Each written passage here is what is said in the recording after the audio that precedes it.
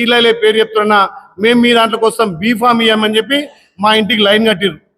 మరి అదే నిన్న గొంగిడి మహేందర్ రెడ్డి గారు మాట్లాడుతున్నారు పెద్దలు. ఆయన కూడా కాంగ్రెస్ నుంచి వచ్చినోడే, కాంగ్రెస్ కుటుంబ సభ్యుడే, ఆయన జీన్స్లో కూడా కాంగ్రెసే ఉంది. మరి అలాంటి వ్యక్తి ఏదో సెంటిమెంట్ ద్వారా 2 సార్లు అధికారం వచ్చి ఆలేరును మొత్తం పూర్తిగా వెనుకబడేసి నిన్న దయ్యాలు వేదాలు వల్లించిగా మాట్లాడుతున్నాడు. ఇలా రాజకీయాలు భ్రష్టు పట్టినాయి అని చెప్పి ఇట్లాంటి ఎమ్మెల్యేని చూడలేదని. నిజంగా కూడా మరి ఇట్లాంటి ఎమ్మెల్యేని చూడలే. మీరు 10 ఏళ్ళు ఏం చేసిరని మీ ఆస్తులు పెంచుకోరు. నేను ఎమ్మెల్యే కాకుండా నా అఫిడవిట్ చూడండి, మీరు ఎమ్మెల్యే కాకుండా మీ అఫిడవిట్ ఉంది. అరే ఆయన మాట్లాడితే నిజంగా నాకు కూడా బాధేసింది. ఎందుకంటే సహచరుడు, మరి ఆయన తోటి ఆ గో బ్యాచ్ అంటారు నాకు తెలియదు అవన్నీ. ఎందుకంటే నేను నర్సింహ శిష్యుని కాబట్టి ఏ చిన్న తప్పు చేసినా అని కట్టెపట్టుకుని ఆడిస్తాడు కాబట్టి నాకు అట్లాంటి దురలవాటు లేవు. నిన్న ఆయన మాట్లాడుతుంటే నాకు నిజంగా విడ్డూరం అనిపించింది, ఒక రకంగా బాధ అనిపించింది. రాజకీయాలను భ్రష్టు పట్టించినమాట.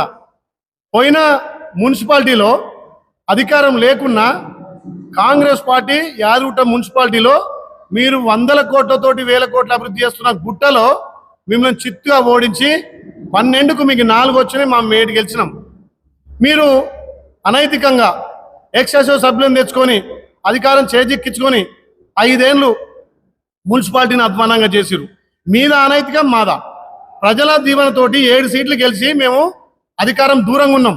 4 సీట్లు గెలిచిన వాళ్ళు అప్రసామీపంగా మీరు చైర్మన్ కైవసం చేసుకున్నారు. మరి దుర్మార్గం ఆలోచన మీద మాదా. ప్రజలు మాకు ఆస్వాదించారు. ఇప్పుడు చెప్తున్నాం, మీ క్యాండిడేట్లు మా తానికి వచ్చి అన్నా నేను మీ బీఫామ్ మీద పోటీ చేస్తామంటే లేదు మా పార్టీలనే మేమే ఎక్కువ ఉన్నాం మీకు ఇవ్వమని చెప్తే అన్నా అల్ల పోయి గెలిచినా మేము మీ పార్టీలకు వస్తామంటున్నారు. నేను మహేందర్ రెడ్డి సవాల్ విసురుతున్నా, నువ్వు కానీ నీ ఎంచరుడు కానీ నా ఇంటికి రా, సీసీ ఫుటేజ్ ఇస్తా. ఇప్పటికీ నీ దాంట్లో పోటీ చేసే డజన్ మంది ఆలేరులో 6, యారుట్లో 4 మా ఇంటికి వచ్చి అన్నా మేము వస్తామన్నా మీ పార్టీలకు మమ్మల్ని గెలిపియమంటున్నారు.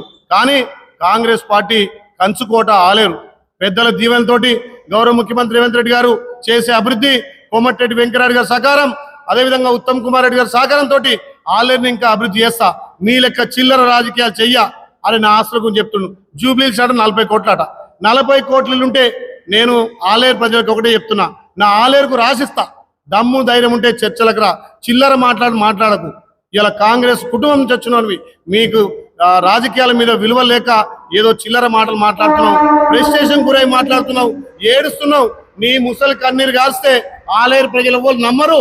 నువ్వు నయ వంచకునివి, అయినా నేను గౌరవిస్తున్నా. నేను ఒక బీసీ బిడ్డగా నన్ను గౌరవించకు, కానీ ఎమ్మెల్యే పదవికి గౌరవం ఏమంటున్నా.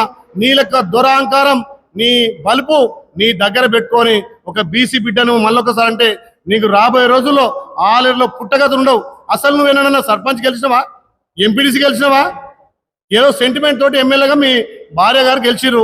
రాజకీయాల్లో నీకు భిక్ష పెట్టింది కాంగ్రెస్ పార్టీ, నిన్ను చైర్మన్ చేసింది కాంగ్రెస్ పార్టీ. ఇలా కాంగ్రెస్ పార్టీని, మా ముఖ్యమంత్రిని, మా ప్రభుత్వం విమర్శించే పెద్ద మొగోను అయినావు. మహేందర్ రెడ్డి గారు నువ్వు జాగ్రత్తగా మాట్లాడు. ప్రెస్టేషన్ గురై వాడు వీడంటే బీసీ ఎస్సీ బిడ్డలని నీకు గోరి కడతా, జాగ్రత్త. నువ్వు పోయినసారి అనైతికంగా చైర్మన్ చేసుకున్నావు. దానికే ఇవాళ గుట్ట ప్రజలంతా కూడా కసిగా 12కు 12 గెలిపియాలని చెప్పి ఇవాళ కంకణం కట్టి ఏ ఇంటికి పోయినా మా బిడ్డ బీర్లేలే, మా సేవకుడు, మా కొడుకు అంటే జీర్ణించుకోలేక నీ దాంట్లో పోటీ చేసేటోడు దిక్కులేడు.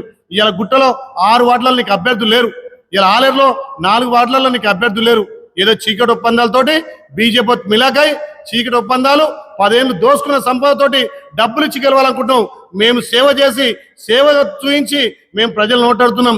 ఇల్లు తిరుగుతుంటే మహిళలు హారతి పడుతున్నారు. మహిళలకు పెద్దపీట వేసిండు రేవంత్ అన్న. ఇలా తెలంగాణలో మహిళలు ఆత్మగౌరవం పెంచిండు.